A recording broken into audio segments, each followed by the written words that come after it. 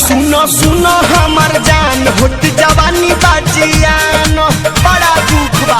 सुनो सुनो हमर जान होत जवानी बाजियान भइले भइले सुख जाई पाछे होई ना नेवान। अभी जाके बा अरे जोरत जवानी के फरावा खापिया जोरत जवानी के फरावा खापिया त लेके चल गइला बॉम्बे छनावा टापिया लेके चल गइला बॉम्बे छनावा टापिया लेके चल गइला छोटा का छनावा टापिया लेके चल गइला छोटा का छनावा टापिया।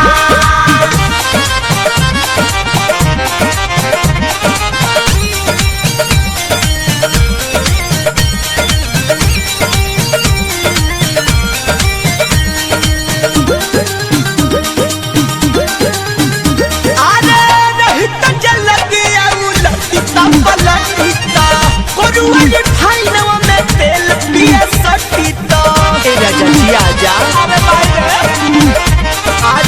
रहिता जे लगिया उलटिता पलटिता करुआरी फाइनो में तेल पिया सटिता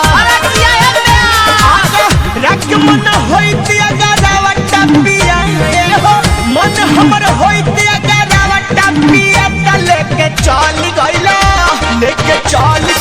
बहरा छनावटा पिया त लेके चल गइला बहरा छनावटा पिया लेके चल गइला बहरा छनावटा पिया लेके चल गइला बहरा छनावटा पिया।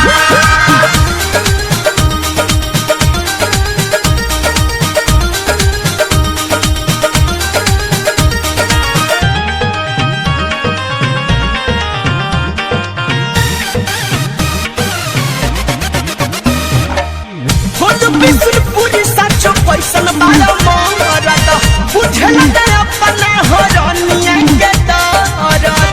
ए राजा जी कैसे समझनी ए बोलू बिसुरपुरी साचो पैसन बालो मोरद बुझला दे अपना हरनिया के दरद। अरे जदी जदी भइल का जरावा टापिया शंकर जदी जदी भइल का जरावा टापिया लेके चल गइला बॉम्बे छनावा टापिया त लेके चल गइला बॉम्बे छनावा टापिया लेके चल गइला बॉम्बे छनावा टापिया लेके चल गइला बॉम्बे छनावा टापिया।